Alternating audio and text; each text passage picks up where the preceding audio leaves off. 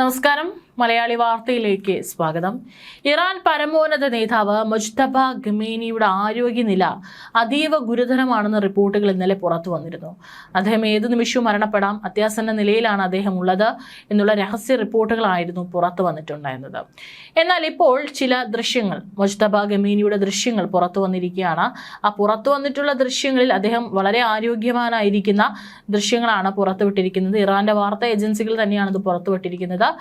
എന്നാൽ ഇതൊക്കെ ഇപ്പോഴത്തെ ദൃശ്യങ്ങളാണ് എന്നുള്ളതിൽ ഒരു വ്യക്തതയില്ല. ഇത് മുൻപത്തെ ദൃശ്യങ്ങളാണോ അതോ ഇപ്പോഴത്തെ ഏറ്റവും ഒടുവിലത്തെ ദൃശ്യമാണോ എന്നുള്ളതിനെ കുറിച്ച് വ്യക്തതയില്ല. ഈ ഒരു വീഡിയോയിൽ മുജ്തബ ഖമേനി ചില ആളുകൾക്കൊപ്പം ഇരുന്ന് സംസാരിക്കുന്നതായും അവർ അദ്ദേഹത്തെ ശ്രദ്ധയോടെ കേൾക്കുന്നതായും കാണാനായിട്ട് സാധിക്കുന്നുണ്ട്. പക്ഷെ വീഡിയോ എപ്പോൾ ചിത്രീകരിച്ചതാണെന്ന് വ്യക്തമല്ല. വീഡിയോയുടെ വിശ്വാസ്യതയും സ്ഥിരീകരിച്ചിട്ടില്ല. ഇറാൻ മാധ്യമങ്ങൾ പുറത്തുവിട്ടത് പഴയ വീഡിയോ ആണെന്നും മുജ്തബയുടെ ആരോഗ്യനിലയെക്കുറിച്ച് ജനങ്ങളെ തെറ്റിദ്ധരിപ്പിക്കാനാണ് ഇതിപ്പോൾ പങ്കുവച്ചിരിക്കുന്നതെന്നും സമൂഹ മാധ്യമങ്ങളിൽ വിമർശനം ഉയരുന്നുണ്ട്. ഇത് യുദ്ധത്തിന് മുമ്പുള്ള പഴയ ദൃശ്യങ്ങളാണെന്നും ഇറാന്റെ മെഹർ ന്യൂസ് പഴയ വീഡിയോകൾ പങ്കുവയ്ക്കാൻ നിർബന്ധിതരാകുന്നത് ആരുടെ പ്രതിസന്ധിയാണ് കാണിക്കുന്നതെന്നും യുണൈറ്റഡ് എഗെയിൻസ്റ്റ് ന്യൂക്ലിയർ ഇറാൻ എന്ന സംഘടനയുടെ പോളിസി ഡയറക്ടറായ ജെയ്സൺ ബ്രോഡ്സ്കി എക്സിൽ കുറിച്ചു. ഇറാന്റെ പരമോന്നത നേതാവ് അതീവ ഗുരുതരാവസ്ഥയിലാണെന്ന വാർത്തകൾ ഇറാൻ ഭരണകൂടത്തിന്റെ ഉന്നത തലങ്ങളിൽ പ്രചരിക്കുന്നതായി ഇറാൻ വയർ കഴിഞ്ഞ ദിവസം റിപ്പോർട്ട് ചെയ്തിരുന്നു. മുജ്തബയുടെ നില അതീവ ഗുരുതരമാണെന്ന് ഇസ്രായേലി മാധ്യമങ്ങളും റിപ്പോർട്ട് ചെയ്തിട്ടുണ്ട്. ഫെബ്രുവരി 28-ന് അമേരിക്കയും ഇസ്രായേലും സംയുക്തമായി നടത്തിയ വ്യോമാക്രമണത്തിൽ പിതാവും മുൻ പരമോന്നത നേതാവുമായ അയത്തുള്ള അലി ഖമേനി കൊല്ലപ്പെട്ടതിനെ തുടർന്നാണ് മുജ്തബ ഖമേനി ഇറാന്റെ പരമോന്നത നേതാവായി ചുമതലയേറ്റത്. ഇതേ ആക്രമണത്തിൽ മുജ്തബയ്ക്കും പരിക്കേറ്റിരുന്നതായും അദ്ദേഹം ചികിത്സയിലാണെന്നും റിപ്പോർട്ടുകളുണ്ട്. പിതാവിന്റെ സംസ്കാര ചടങ്ങുകൾ ഉൾപ്പെടെ പദവി ഏറ്റെടുത്ത ശേഷം അദ്ദേഹം ഇതുവരെ പൊതുവേദികളിൽ പ്രത്യക്ഷപ്പെട്ടിരുന്നില്ല. ഹോർമുസ് കടലിടുക്ക് ഉടൻ തുറക്കുമെന്ന പ്രതീക്ഷകൾക്ക് മേൽ പുതിയ പൂട്ടിയിട്ടിരിക്കുകയാണ് ഇറാൻ ഇപ്പോൾ. ഹോർമുസ് തുറക്കണമെങ്കിൽ US 6 ആവശ്യങ്ങൾ അംഗീകരിക്കണമെന്നാണ് ഇറാന്റെ ഉന്നത ദേശീയ സുരക്ഷാ സമിതി സെക്രട്ടറി മുഹമ്മദ് ബക്കർ ആവശ്യപ്പെട്ടിരിക്കുന്നത്. ഭീഷണിയുടെ മുനയിൽ നിർത്തി ഇറാനെ സമ്മർദ്ദത്തിലാക്കാൻ വരേണ്ടെന്ന് വ്യക്തമാക്കിയാണ് അദ്ദേഹം 6 ആവശ്യങ്ങളുമായി രംഗത്ത് വന്നത്. ഇനി ആ 6 ആവശ്യങ്ങൾ ഇതൊക്കെയാണ്. 1. ഇറാനെതിരായ ഭീഷണികൾ അവസാനിപ്പിക്കുക, സൈനിക നടപടി നിർത്തിവെക്കുക. 2. യുദ്ധം എന്നേക്കുമായി നിർത്തുക. 3. US നാവികസേനയെയും വ്യോമസേനയെയും ഇറാന്റെ സമീപത്ത് നിന്ന് പിൻവലിക്കുക. 4. യുദ്ധത്തിൽ ഇറാനിനുണ്ടായ നഷ്ടങ്ങൾക്ക് നഷ്ടപരിഹാരം നൽകുക. 5. ഇറാന് മേലുള്ള ഉപരോധങ്ങൾ പിൻവലിക്കുക. 6. ഇറാന്റെ വിദേശത്ത് മരവിപ്പിച്ച ആസ്തികൾ വിട്ടു നൽകുക എന്നീ ആവശ്യങ്ങളാണ് ഉന്നയിച്ചിരിക്കുന്നത്. US പക്ഷേ ഇതുവരെ പ്രതികരിച്ചിട്ടില്ല. കപ്പലുകളുടെ എണ്ണം കുറഞ്ഞ ഹോർമുസിൽ കപ്പലുകളുടെ സഞ്ചാരത്തെ നിലവിലെ പ്രതിസന്ധി വീണ്ടും സാരമായി ബാധിച്ചിട്ടുണ്ട്. കഴിഞ്ഞ തിങ്കൾ മുതൽ വ്യാഴം വരെയുള്ള ദിവസങ്ങളിലായി 30ഓളം കപ്പലുകൾക്ക് ഹോർമസ് കടന്നു പോകാനായുള്ളൂ. ചെങ്കടലിൽ ഹൂത്തികളും ഹോർമുസിൽ ഇറാനും കപ്പലുകൾക്ക് നേരെ ആക്രമണം നടത്തുന്നതായി റിപ്പോർട്ടുകളുണ്ട്. എണ്ണക്കപ്പലുകൾ ആക്രമിക്കപ്പെടുന്നത് ക്രൂഡ് ഓയിൽ വില കൂടാനും ഇടവരുത്തി. ബ്രന്റ് ക്രൂഡ് വില ബാരലിന് $80 താഴെ നിന്ന് $83.55 കുതിച്ചു കയറി. WTI ക്രൂഡ് വില $78.18 വർദ്ധിച്ചു. ഇതിനിടെ എരുതിയിൽ എണ്ണയെന്നോണം കരിങ്കടലിൽ തുർക്കി വാണിജ്യ കപ്പലുകളെ തടയാൻ തുടങ്ങി.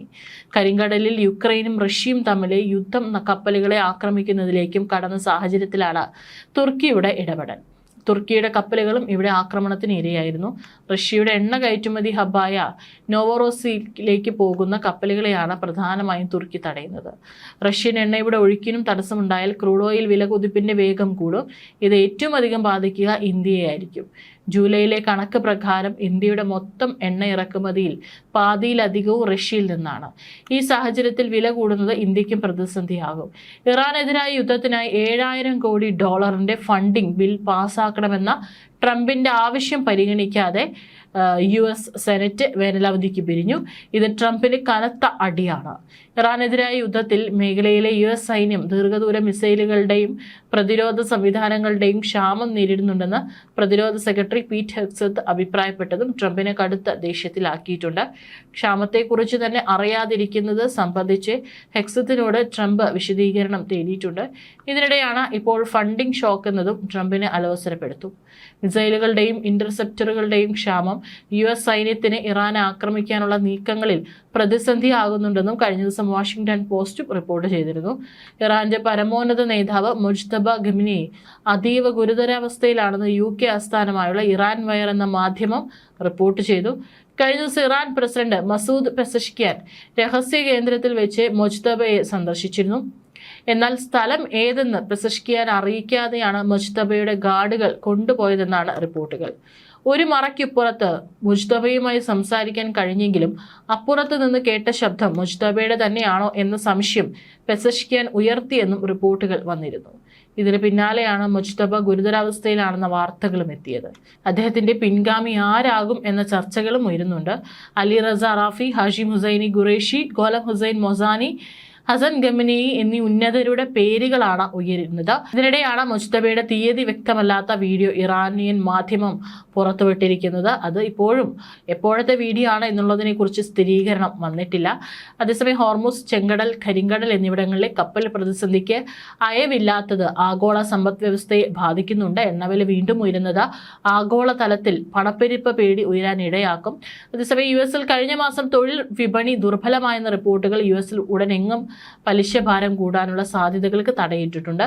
ഇത് ഡോളറിനെയും ബോണ്ടിനെയും താഴ്ത്തി ഓഹരികൾ നേട്ടത്തിലേറുകയും ചെയ്തു. ഈ ആഴ്ച ഏഷ്യൻ ഓഹരികളും ഇന്ത്യൻ ഓഹരികളും കരുതലോടെ നീങ്ങാനാണ് സാധ്യത. ഇറാനും ഒമാനും മറ്റ് ഗൾഫ് രാജ്യങ്ങളും ഹോർമുസ് പ്രതിസന്ധിക്ക് പരിഹാരം കാണാൻ ശ്രമിക്കുകയാണെന്നും ഇതിനിടെ US vice president JD Vance അഭിപ്രായപ്പെട്ടു. കപ്പലുകളെ ആക്രമിക്കുന്നതിൽ നിന്ന് ഇറാനെ പിന്തിരിപ്പിക്കുകയാണ് പ്രധാന ലക്ഷ്യമെന്ന് വാൻസ് പറഞ്ഞു. വാൻസിന്റെ വാക്കുകൾക്ക് ഓഹരി വിപണികൾ അല്പമെങ്കിലും ആശ്വാസം പകർന്നേക്കുമെന്നാണ് നിരീക്ഷകരുടെ പ്രതീക്ഷകൾ. ഏതായാലും ഇപ്പോഴും പശ്ചിമേഷ്യയിൽ പ്രതിസന്ധികൾ അവസാനിച്ചിട്ടില്ല. അതിനൊരു അവസാനം എപ്പോഴുണ്ടാകും എന്ന് ചോദിച്ചു കഴിഞ്ഞാൽ പല രാജ്യങ്ങളുടെയും ഒരു ഇടപെടലുകൾ ഇതിലുണ്ടെങ്കിൽ കൂടിയും ഇറാനും അമേരിക്കയും ഒരു തരത്തിലും തങ്ങളുടെ നിലപാടുകളിൽ നിന്നും പിന്നോട്ടില്ലാതെ മുൻപോട്ട് യുദ്ധവുമായി തന്നെ മുന്നിലേക്ക് പോകുന്ന കാഴ്ചയാണ് കാണാനായിട്ട് സാധിക്കുന്നത്.